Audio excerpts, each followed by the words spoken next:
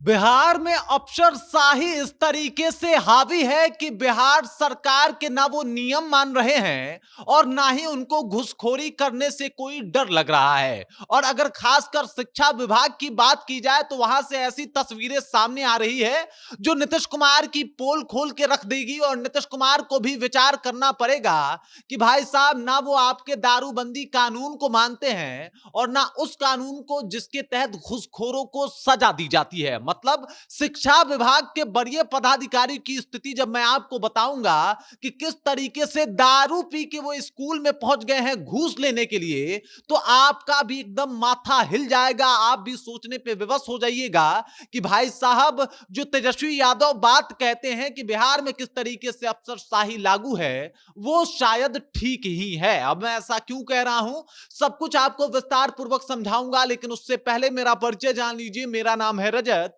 और आप जनता जंक्शन देख रहे हैं। बिहार में पूर्ण शराबबंदी 2016 से लागू है और अगर घूसखोरी की बात की जाए तो जब से संविधान बिहार में या फिर पूरे भारत में लागू हुआ है, तब से घूसखोरी एक सजा है, घूसखोरी एक अपराध है और इसके लिए सजा का प्रावधान है।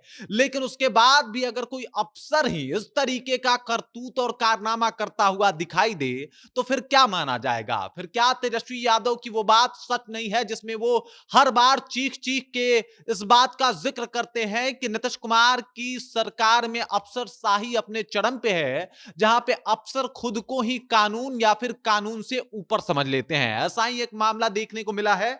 मैं आपको बता दूं कि भागलपुर के नाथनगर के नया चक मिडिल स्कूल में, जहां पे आपको बता दूं कि डीपीएम साहब और बीआरपी साहब पहुंच जाते हैं कि स्कूल में पहुंचने के बाद वहां पे एकदम से पूरा माहौल बना देते हैं, क्योंकि स्कूल में साहब आए हैं ना जो, तो साहब वाला माहौल है। जाते हैं और जाने के साथ ही वहां पे एकदम से अपना रौला और रौब दिखाना शुरू करते हैं। वहां के हेडमास्टर साहब का कहना है कि भाई साहब वो लोग दारू पी के आए थे, उनके मुंह से स्मेल आ रहा था। और वहीं अगर बात किया जाए तो डीपीएम अमित कुमार वर्मा तो लगातार बालकनी पे खड़े होकर सिगरेट पी रहे थे।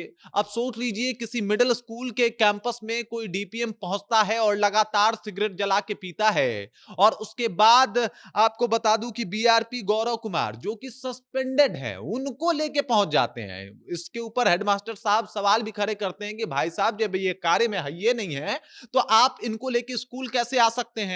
कई तरीके के सवाल पूछे जाते हैं, जिसके ऊपर जो है वो अमित कुमार वर्मा जो कि डीपीएम है, एक बड़ा पोस्ट होता है शिक्षा विभाग का, वो पोस्ट संभाले हुए हैं और वो एकदम तमतमा जाते हैं, गरमा जाते हैं, कहते हैं इससे कैसे बात कर सकते हैं आप। और उधर जो कि गौरव कुमार जी है वो एकदम 10,000 रुपए का डायरेक्ट डिमांड कर देते हैं कि चलिए चुपचाप 10,000 हमको रुपया दे दीजिए। इधर हेडमास्टर साहब परेशान है कि अरे भाई, हमारा सब लोग जो है यहाँ पे उपस्थित है, मतलब सब लोग यहाँ पे पहुंचा हुआ है, तो फिर 10,000 रुपया किस चीज का मांग रहे हैं या फिर हम काहे आपको दें? इसके ऊपर बकझक शुरू हो जाता है। उधर गांव वाले भी देख रहे होते हैं कि भाई साहब ये कौन दुगो लोग आके इस तरीके का माहौल खराब कर रहा है स्कूल का। गांव वाले तुरंत पहुंचते हैं और आपको बता दूं कि डीपीएम अमित कुमार वर्मा और बीआरपी गौरव कुमार को वहीं पे बंधक बना लेते हैं, पकड़ के बैठा लेते हैं और कहते हैं आप दारू पिए हैं, आप इस तरीके से सिगरेट भी पी रहे हैं। उसके बाद वहां के शिक्षकों ने आरोप लगा ही दिया कि भाई साहब आप 10,000 रुपया घूस मांग रहे हैं सीधे तौर पे कि हमको घूस दीजिए। उसके बाद तो फिर क्या था, गांव वाले बिठा लेते हैं कि अब आपको जाने नहीं देंगे। अब ये लोग परेशान हो जाते हैं। इसके बाद गांव वाले थाना को फोन कर देते हैं, स्कूल की तरफ से भी थाना को फोन चला जाता है। मौके पे थाना पहुंच जाती है, दोनों अधिकारियों को छुड़ा के लेके चली जाती है। लेकिन सवाल यही उठता है कि जिस तरीके का दावा करते हैं नीतीश कुमार और जिस तरीके का दावा करता है बिहार सरकार, क्या उस दावे में तनिक भी सच्चाई है? क्या तेजस्वी यादव जो बात कहते हैं उस बात में कहीं से भी अब आपको झूठ देखने को मिल रहा है? अफसरशाही का जीता जागता नमूना देखिए। बिहार में 2016 से दारू बंदी है, लेकिन कमाल की बात है कि ये लोग फिर भी दारू पी के स्कूल में पहुंच जाते हैं। अवैध असूली का काम भी कर रहे हैं, कह रहे हैं कि 10,000 रुपया लाके दो तब जाके हम बख्शेंगे। अब इस तरीके का माहौल जब अफसरों का हो तो बाकी लोगों की बात हटा दीजिए। मतलब एक आम आदमी ये काम करे तो उसको जेल है, एक आम आदमी करे तो उसके ऊपर कई सारे जुर्माने हैं, लेकिन अगर एक अफसर करे तो कोई बात नहीं, क्योंकि अफसर है वो। अफसर के हाथ में अभी तो स्थिति ऐसी है कि वो कानून से भी बड़ा खुद को बताने लगा है, क्योंकि अगर ये लोग कानून मानते, डीपीएम अमित कुमार वर्मा और बीआरपी गौरव कुमार, तो शायद ये कृत्य, ये काम तो वो नहीं करते। इतने जोश में स्कूल में नहीं पहुंच जाते दारू पी के, और वहां बालकनी पे खड़ा होकर सिगरेट नहीं फूंक रहे होते, या फिर 10,000 रुपए का डिमांड नहीं कर रहे होते। ये साफ तौर पे दिख रहा है कि कानून की किस तरीके से धज्जियां उड़ाई जा रही है, लीकर बैन वाले बिहार में किस तरीके से दारू पिया जा रहा है अफसरों के द्वारा,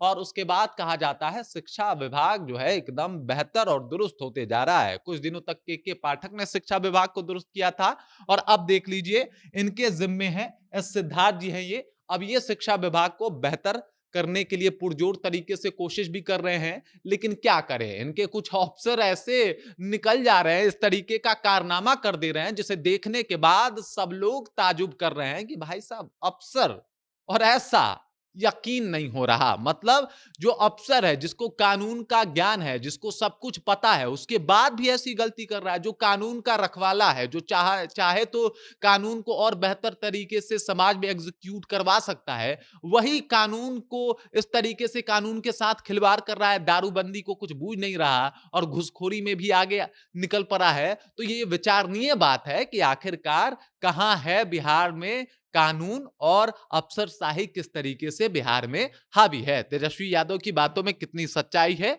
ये बात बिल्कुल अब प्रूफ होती हुई नजर आ रही है। बाकी आप इस बारे में क्या सोचते हैं, आपके जहन में क्या कुछ चल रहा है, कृपया कमेंट कीजिए और अपना विचार हम तक पहुंचा दीजिए। बाकी आप देख रहे हैं जनता जंक्शन और मेरा नाम रजत है।